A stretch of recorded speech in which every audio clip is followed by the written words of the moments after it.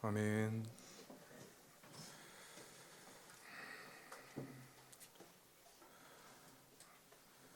제가 오늘 다른 주일보다 훨씬 일찍 일어나서요. 사실 잠을 얼마 못 잤는데 일어났는데 마음이 불안한 거예요. 그래가지고 한 7시 반 사이에 이제 교회에 도착했습니다. 도착을 해가지고 좀 불안한 마음을 좀 기도하고, 그리고 이제 제일 먼저 한 게 강대상 위에 물을 갖다 놨습니다. 제가 여태까지 설교하거나 예배 이렇게 인도하면서 단 한 번도 중간에 물 먹은 적이 없거든요. 근데 오늘은 한 번쯤은 그런 한 번쯤은 물을 먹을 수 있겠다. 혹시 몰라가지고 물을 갖다 놨습니다. 마음이 불안할까 봐요. 우리가 어떤 일을 배우거나 한 단계 다음으로 성장하기 위해서는 반드시 넘어야 할 벽이나 관문이 있습니다.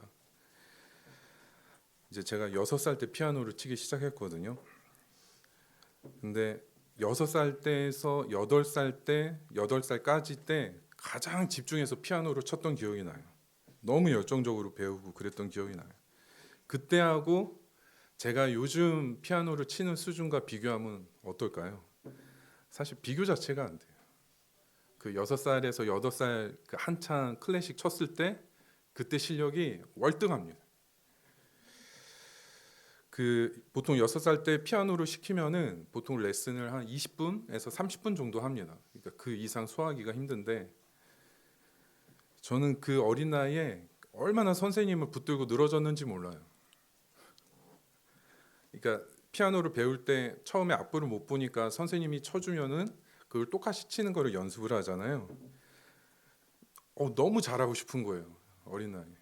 그래가지고 그러니까 똑같이 하려고 그러는데 내 왼손이 못 쫓아간다. 처음에 왼손 쫓아가는 게 힘들거든요. 그리고 어느 부분에 대해서 내가 박자를 못 맞춘다. 이거를 계속 선생님한테 얘기하면서 피아노를 치는 거예요.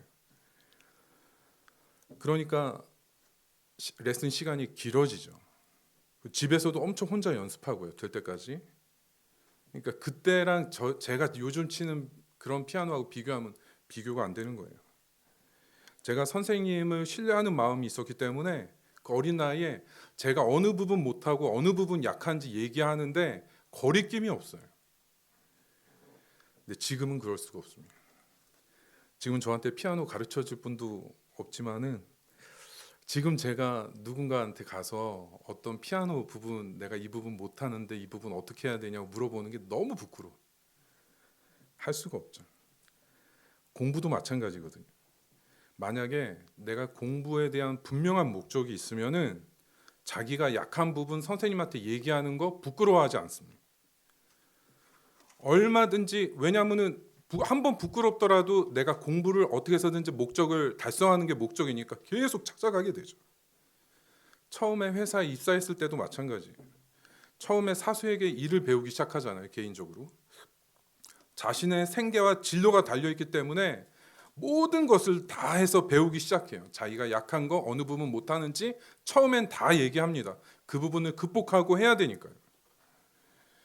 그런데 이제 문제는 뭐냐면은 이제 대학도 입학하고 회사에서도 이제 중견 직책을 맡고 어느 정도 올라오면 이제 그때부터 어렵습니다. 누군가에게 내 부족한 부분 솔직하고 얘기하고 배우며 한 단계 성장하는 게 점점 어려워져요. 그만큼 간절한 목적도 희미해지고 누군가에게 적극적으로 배워야 한다는 마음도 조금씩 식어가기 때문이죠. 저는 복음에 대한 우리의 태도가 이와 비슷한 문제가 있다고 생각합니다. 다른 세상에 배우는 것에도 관문과 벽이 있듯이 복음에도 관문이 있습니다. 복음에는 반드시 우리 죄의 본질을 보게 하는 관문이 있어요. 아무도 모르는 나의 깊은 곳의 죄를 말씀을 통해서 하나님 앞에서 그것을 헤아리고 바라보고 하나님 앞에 나아가는 과정이 꼭 있는데 이 과정이 절대 쉽지가 않죠. 오늘 본문 16절 앞부분을 보면 내가 복음을 부끄러워하지 아니하노니 이렇게 얘기합니다. 이 부분은 대부분의 세상 사람들은 복음을 부끄러워한다는 거예요. 여기서 부끄러워한다는 뜻이 수치스러워한다라는 의미도 있고 굉장히 불편해한다는 뜻도 있습니다. 세상 사람들뿐만 아니라 우리 모두 복음 자체를 불편해할 수 있어요. 복음이 마냥 편하고 기쁘고 행복하고 좋은 것만 줄 것 같지만 사실 과정은 그렇지 않다는 거죠. 이유가 무엇입니까? 두 가지로 생각할 수가 있습니다. 첫 번째 이유는 복음은 우리의 본질 자체가 영적으로 완전히 실패할 수밖에 없는 죄인이어서 오직 구원의 길은 예수 그리스도 한 분뿐이라고 말하는 게 복음입니다. 그분이 우리 죄를 위해서 죽으실 정도로 우리 죄가 처참하다는 게 복음을 통해서 밝혀지게 되죠. 사람들에게 이 부분이 모멸감을 주는 거예요. 사람들 안에는 자기 안에 대한 어떤 열망과 내재적인 선함을 믿고 의지하는 마음이 있는데 복음은 철저히 그걸 부정합니다. 복음이 우리한테 불편하고 부끄러워지는 두 번째 이유가 있습니다. 복음이 현실적으로 눈에 보이는 유익을 가져오지 않다고 생각하기 때문입니다. 눈에 보이는 유익이 없으니까 복음이 주는 구원의 능력이 사람들에게 그렇게 간절하게 다가가지 못하는 겁니다. 그런데 한 가지 중요한 사실은 복음에 대한 그 불편함, 무감각함이 복음을 처음 듣는 사람에게만 이게 있을까요? 그렇지 않다는 거죠. 이미 복음을 듣고 하나님의 은혜를 경험하고 내가 죄 용서 받았음을 경험하고 구원을 확신하고 있는 성도들에게 다시 복음이 들어갔을 때 이러한 불편함, 이러한 부끄러움이 우리 안에 있을 수 있다는 겁니다. 복음을 듣고 구원을 얻고 하나님이 베푸시는 은혜들을 경험을 했는데 이제 사회적인 직책도 있고 지위도 있고 이런 상태에서 복음이 주는 온전한 자유와 구원의 능력이 이제는 어떤 느낌이냐면 모두 지나간 것처럼 느껴지는 거예요. 그래서 오늘 로마서 본문이 우리에게 중요한 의미가 있다고 생각합니다. 로마서 본문에서 1장 1절서부터 오늘 읽은 17절까지가 서론에 대한 부분인데 그 중에서도 1절부터 7절까지는 인사말에 해당하고 오늘 본문이 두 부분으로 나뉘어져 있습니다. 8절부터 15절까지는 왜 바울 자신이 로마 교회 성도들에게 복음을 전하려고 했는지 그 복음의 이유를 설명하고 있고 그리고 마지막 16절, 17절은 복음의 능력을 설명하고 있습니다. 오늘 중요한 주제는 바울이 로마 교회 성도들에게 왜 복음이 중요한지 이 부분을 강력하게 얘기하고 있는 겁니다. 이미 복음을 들은 성도들입니다. 로마 교회 성도들은 구원의 확신을 가지고 있었고 공동체와 믿음의 증거들이 확실한 로마 교회 성도들에게 바울이 얘기하는 건 뭐냐면 여전히 너희들에게 필요한 건 복음이라고 얘기하고 있는 겁니다. 구원을 위해서 처음 복음을 들었던 성도들에게 다시 필요한 건 복음이라고 바울이 얘기하고 있는 거죠. 오늘 말씀을 통해서 이미 말씀에 익숙해져 있던 우리에게 여전히 나한테 아직도 복음이 필요한가? 이 부분을 돌아보고 우리가 어떻게 하면 그 능력 가운데 우리 믿음이 견고해지고 열매 맺을 수 있는지 깨닫는 시간이 되기를 바랍니다. 오늘 처음으로 살펴볼 부분은 복음의 이유입니다. 8절 말씀 우리 다 같이 한번 읽어보겠습니다. 먼저 내가 예수 그리스도로 말미암아 너희 모든 사람에 관하여 내 하나님께 감사함은 너희 믿음이 온 세상에 전파됨이로다. 바울은 먼저 예수 그리스도로 인해 하나님께 감사합니다. 왜냐하면 예수 그리스도께서 로마 교회 성도들의 믿음의 궁극적인 뿌리가 되기 때문에 예수 그리스도로 인해서 이렇게 말하고 있죠. 그리스도로 인한 로마 교회 성도들의 믿음이 온 세상에 전파되었다는 겁니다. 여기서 중요한 것은 믿음은 반드시 세상과 구별되는 지점이 나타난다는 겁니다. 전해지는 부분은 다음 문제이고 자신의 믿음으로 인해서 구별된 삶을 살아갈 때 그 믿음에 영향력이 있다는 거죠.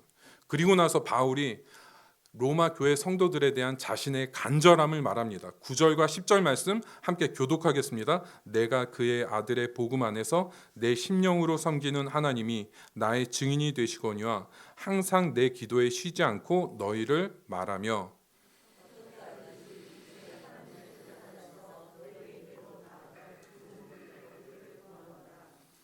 바울은 로마 교회 성도들을 위해서 기도했습니다.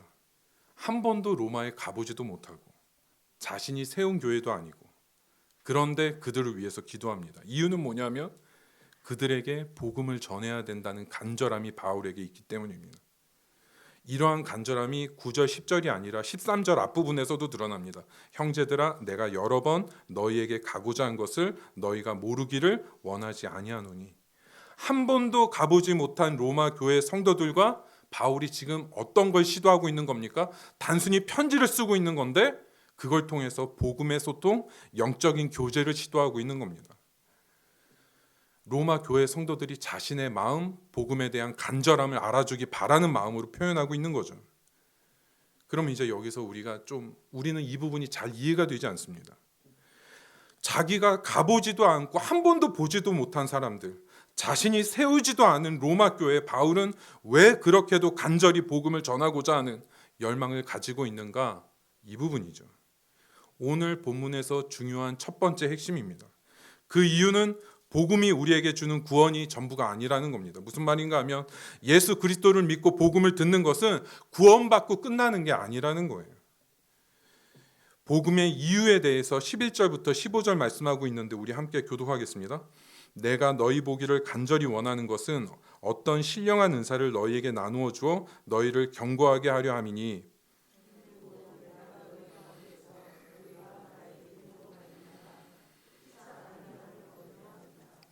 형제들아 내가 여러 번 너희에게 가고자 한 것을 너희가 모르기를 원하지 아니하노니 이는 너희 중에서도 다른 이방인 중에서와 같이 열매를 맺게 하려 함이로되 지금까지 길이 막혔도다.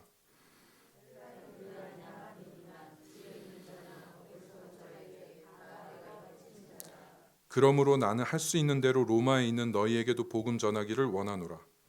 첫 번째 이유가 있습니다. 서로를 경고케 해주는 복음의 소통을 위해서라고 말합니다. 바울이 말하는 그 11절의 신령한 은사는 정확하게 복음의 은사입니다. 물론 말씀의 은사인데 오늘 문맥을 보면 그 은사는 복음 안에 있는 하나님의 구원과 하나님의 뜻과 사랑을 깊이 통찰할 수 있는 그 은사를 말하는 겁니다. 단순히 예수 그리스도를 믿으면 구원을 얻는다 이런 피상적인 복음이 아니라 우리의 내면 깊이 하나님의 뜻과 사랑이 임하게 되는 훨씬 더 깊은 차원의 복음, 그 은사를 얘기하는 거죠. 진정한 복음, 그 말씀의 의미와 깊이가 밝혀질 때 어떤 일이 일어납니까? 믿음이 견고해집니다. 흔들리지 않습니다. 바울은 이것을 피차 아니함을 얻는 것이라고 말씀하고 있습니다. 이유가 무엇이죠? 바울이 알고 있는 복음의 진리와 비밀을 전하고 그 말씀으로 로마 교회 성도들이 믿음이 견고해지는 소통과 상호작용, 이 서로 간의 교제가 서로를 세워주는 깊은 안위와 위로가 있는 교제라고 말씀하고 있습니다. 이것 때문에 복음을 전해야 한다고 말씀하고 있는 거죠. 두 번째 이유는 복음의 열매입니다. 13절에서 말씀하고 있는 열매는 삶의 변화에 대한 열매이죠. 복음이 믿어지고 그 깊은 뜻이 납득이 되고 그 말씀에 순종할 때 맺어지게 되는 열매입니다. 복음에는 반드시 열매가 있어야 됩니다. 구원으로 만족하는 건 복음의 진수를 모르는 거죠. 구원으로 인해 성도로서의 모습과 변화가 삶의 열매로 나타나줘야 한다는 겁니다. 마지막 바울이 로마 교회 성도들에게 복음을 전하고자 하는 이유는 복음의 빚진 마음 때문입니다. 바울은 빚진 자의 마음으로 로마 성도들에게 복음을 전하기 바란다고 말씀하고 있습니다. 여기서 빚진다는 것은 무슨 의미인가 하면 바울이 부활하신 예수님을 인격적으로 만나고 예수님이 주신 구체적인 사명, 바울에게 이방인을 위한 복음의 도구로서 불러주신 그 사명을 감당하는 게 자신의 복음의 빚진 마음이라고 표현하고 있는 겁니다. 본인이 사명을 다한다고 예수님께 빚진 것이 갚아집니까? 절대 갚을 수 없습니다. 다만 바울은 그 빚진 마음으로 자신의 사명을 감당한다는 거죠. 그러면은 이 복음의 이유들을 한번 정리를 해보겠습니다. 이미 복음을 듣고 교회가 세워져 있고 그 믿음이 전파되고 있는 이 교회에 바울은 복음의 이유를 설명하면서 이 로마 교회 성도들에게 도전하고 있는 겁니다. 그 복음의 이유들이 지금 너희들이 가지고 있느냐? 여전히 복음을 믿고 구원을 받고 복음을 듣고 예배한다고 하는데 너희들 안에 그 충만한 신령한 말씀의 은사와 열매와 복음의 빚진 자의 마음으로 살아가는 게 너희들 안에 살아있느냐? 바울이 도전하고 있는 거죠. 이 도전이 우리에게 질문하고 있는 부분입니다. 우리에게도 이미 복음이 선포됐습니다. 구원의 확신을 가지고 있죠. 그런데 우리 안에 여전히 복음에 대한 갈급함과 간절함이 있습니까? 만약 우리 마음에 복음에 대한 사랑과 열정이 메말라 있다면 세 가지 측면을 한번 점검해 봐야 합니다. 첫 번째, 영적인 교만함입니다. 말씀에 대해서, 신앙에 대해서 어느 정도 안다고 생각하는 순간 교만하게 되죠. 이제 신앙이 아니라 현실을 통해서 열매를 맺고자 하는 갈망이 말씀보다 훨씬 앞서는 겁니다. 현실적인 욕구가 더 커지는 거예요. 두 번째는 영적 무감각입니다. 말씀이 필요하고 진정한 교제와 위로 변화가 필요한데 정작 나는 그게 필요하다고 생각하지 않고 있습니다.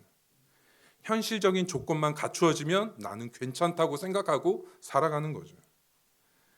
그러면은 이러한 영적인 교만함이나 무감각함이 들어와 있다면 그 밑바탕에 어떤 뿌리가 있냐면 우리 안에 복음의 빚진 자로서의 간절함, 그 마음의 방향성이 잃어버리게 된 거라고 볼 수 있습니다.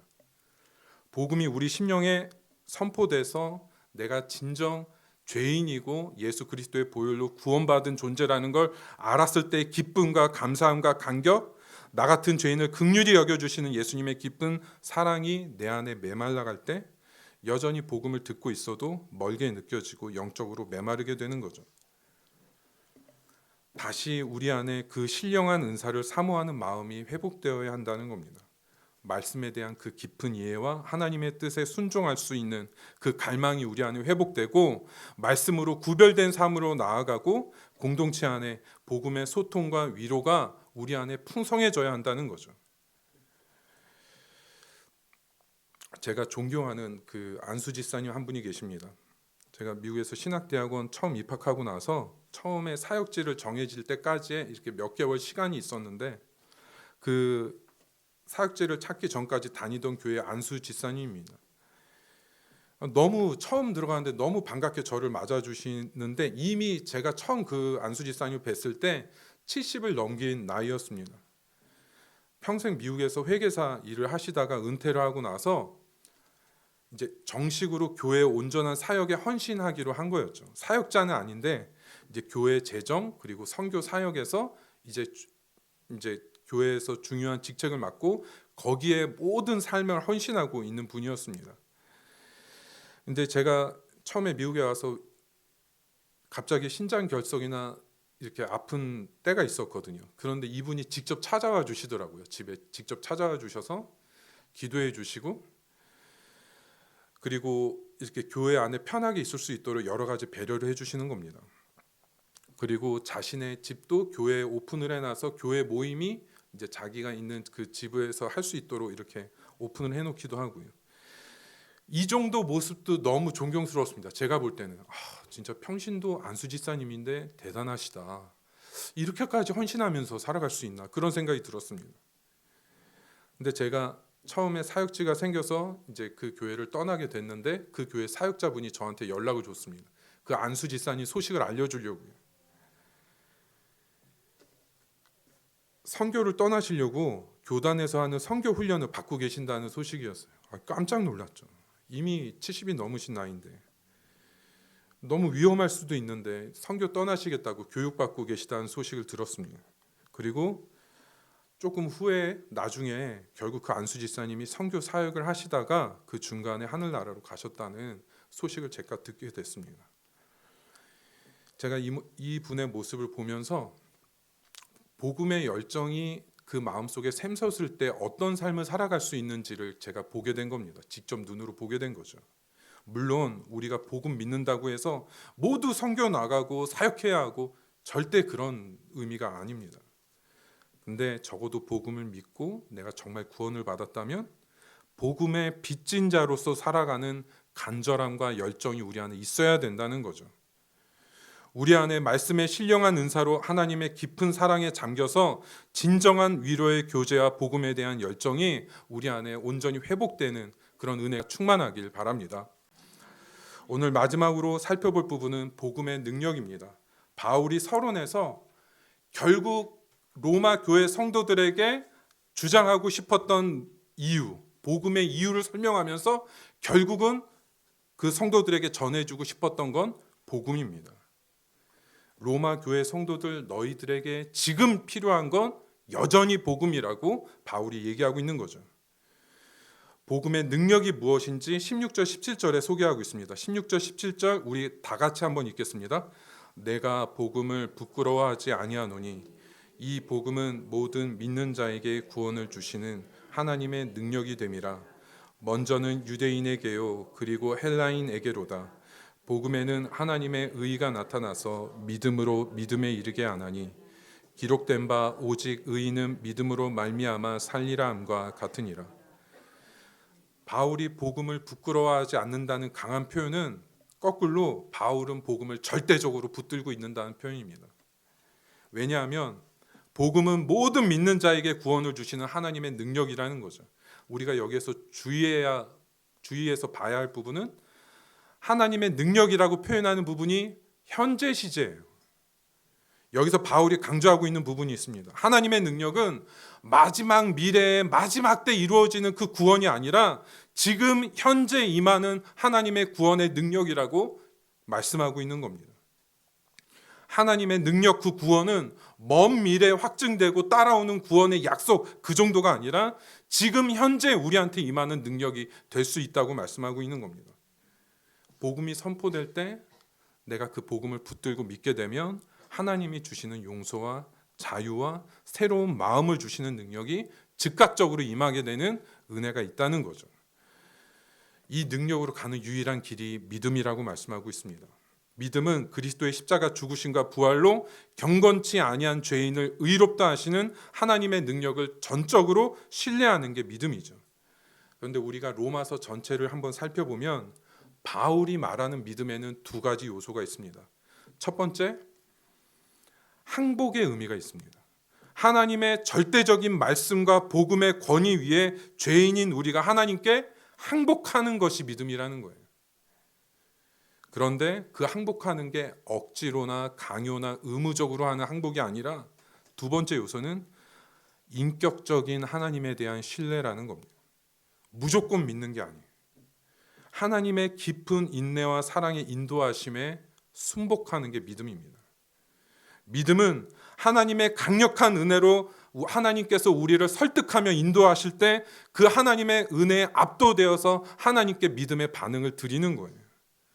무슨 말인가 하면 하나님의 은혜가 아니면 믿음으로 하나님께 항복할 사람이 하나도 없다는 겁니다. 우리가 여기서 하나 오해하면 안 되는 부분이 있습니다. 우리가 믿는다고 해서 그 믿음이 어떤 행위나 우리의 어떤 의지나 우리의 선행이 될 수 없다는 거죠. 왜냐하면 우리가 반응하는 그 작은 믿음조차도 결국은 하나님이 우리에게 주신 선물이기 때문입니다. 여기서 질문이 하나 있습니다. 어떻게 하나님의 은혜 앞에 우리가 그 순복하고 항복할 수 있는 그 믿음을 가질 수 있고 어떻게 그 믿음의 능력이 우리한테 임하게 되는가 하는 거죠. 17절 말씀은 제가 한번 다시 읽겠습니다. 복음에는 하나님의 의가 나타나서 믿음으로 믿음에 이르게 하나니 기록된 바 오직 의인은 믿음으로 말미암아 살리라 함과 같으니라. 여기서 하나님의 의가 나타난다 이럴 때 나타난다가 드러나다, 계시되다 이런 뜻입니다. 복음에는 하나님의 의가 나타납니다. 여기서 전제되고 있는 게 있죠. 구원이 임하려면 하나님의 의가 나타나야 되는데 하나님의 의는 완전한 의여야만 구원을 얻을 수 있다라는 게 전제가 되어 있는 겁니다. 그러면은 이제 우리가 정말 궁금한 건 하나님의 의가 무엇이냐 하는 부분이죠. 하나님의 의는 두 가지 성격을 가지고 있습니다. 하나는 하나님이 주신 의로운 자격, 그 신분입니다. 하나님이 우리를 의롭게 여겨주시는 하나님으로부터 주어지는 의로운 신분입니다. 우리의 상태와 관련 없는 하나님의 선포인 거죠. 우리가 완전히 갖추어져 있지 못하고 여전히 죄에 빠져 있더라도 우리가 믿음으로 하나님의 복음을 받아들일 때 하나님께서 우리에게 완벽한 의를 입혀주시는 겁니다. 그 의 가지고 하나님께 나아갈 수 있는 거죠. 그런데 의에는 한 가지 요소가 더 있습니다. 의라고 말할 때 거기에는 하나님의 구원의 적극적인 개입이 들어있다는 부분입니다. 왜냐하면 의라는 단어, 헬라어 디카이오시네라는 단어가 명사로만 쓰이지 않고 의를 세운다는 동적인 의미를 가지고 있기 때문입니다.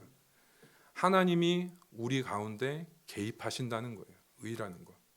그러면 정리해 보면 하나님의 의는 의를 세우시기 위해서 구원하시고 신원하시고 하나님의 활동으로 의롭게 된 사람들의 신분을 포함하는 게 의라는 겁니다. 복음은 이 하나님의 의를 드러나게 해준다는 겁니다. 하나님의 구원의 활동과 그 안에 담긴 하나님의 깊은 사랑과 인내와 어떤 과정으로 우리에게 하나님의 의가 주어지는지 복음이 그것을 드러나게 해준다는 겁니다. 그런데 그 의는 오직 믿음으로 얻을 수 있다고 말하고 있습니다. 믿음이라는 부분이 계속 반복이 되는데 앞부분을 보면은 믿음으로 믿음에 이르게 한다는 건 오직 믿음만으로 의롭게 된다는 거예요. 다른 길이 없다는 겁니다. 성경의 깊은 의미와 하나님의 사랑은 복음을 듣고 믿을 때 주어집니다. 논리적으로 이해하고 납득하고 충분히 겪어보고 그러고 가는 게 아니에요. 하나님이 어떻게 우리를 사랑하시고 그 구원이 어떻게 우리에게까지 임하게 되는지 선포됐을 때 믿을 때 하나님의 능력이 임합니다. 하나님이 주시는 용서와 평안과 구원과 축복이 그 순간 임하게 되는 거죠. 왜 믿음밖에 안 되는 겁니까? 우리의 선행이나 우리의 노력으로 얻어질 수 있는 의가 절대로 아니라는 거예요. 완벽한 예수님의 십자가의 예수님의 거룩함을 입을 때에만 구원이 가능한데 거기에 우리의 생각과 노력, 선행이 조금 더 들어갈 틈이 없다는 겁니다. 그래서 바울이 오늘 본문 마지막에 이렇게 말씀하고 끝냅니다. 기록된 바 오직 의인은 믿음으로 말미암아 살리라 함과 같으니라. 여기서 믿음으로라는 단어가 의인을 꾸며줄 수도 있고 아니면 살리라를 수식할 수도 있습니다. 이 두 가지를 다 생각해야 됩니다. 그래서 두 가지로 제가 해석을 하겠습니다. 첫째, 믿음으로 의롭게 된 의인만 살 수 있다는 뜻입니다. 믿음으로 의롭게 된 자만 살 수 있다. 이거는 무엇을 의미합니까? 구원을 의미하는 거죠. 오직 믿음으로 복음을 받아들인 자에게만 하나님이 주신 구원이 있다는 뜻입니다. 그런데 바울이 오늘 로마 교회 성도들에게 강조하고 싶은 거는 두 번째죠. 오직 의인은 믿음으로 말미암아 살리라. 이 말은 마지막 구원을 믿음으로 받는 것과 마찬가지로 지금 현재 하나님의 구원과 능력으로 지금 현재를 살아가는 것, 이것도 그 똑같은 믿음으로 살아가는 거다. 이 얘기를 강조하는 겁니다. 처음 복음을 듣고 내가 철저한 죄인이고 오직 예수님이 이루신 그 구원의 길, 그 믿는 것 말고는 나한테 다른 길이 없다. 그 믿음이 지금 우리가 살아갈 때 하나님이 주신 신령한 말씀의 은사와 풍성한 열매와 공동체가 세워지는 모든 풍성한 은혜를 누리는 똑같은 원리라고 바울이 말씀하고 있는 겁니다. 그런데 우리가 돌아보면 분명히 예수님을 믿는 그 뜨거운 사랑과 믿음의 흔적이 우리한테 분명히 있는데 막상 어려움 닥치고 어려운 현실을 통과할 때 이 믿음이 왜 작동하지 않는 겁니까? 너무 많은 것 가지고 하나님께 나아가고 있는 거예요. 처음 하나님 믿을 때 아무것도 없이 오직 십자가만 붙들고 내가 하나님 앞에 죄인인 것, 그거 하나만 하나님 앞에 고백하고 예수 그리스도만 의지하고 나아갔을 때 받았던 은혜였는데 지금 하나님 앞에 나아갈 때 너무 많은 것들과 하나님께 나아가는 겁니다.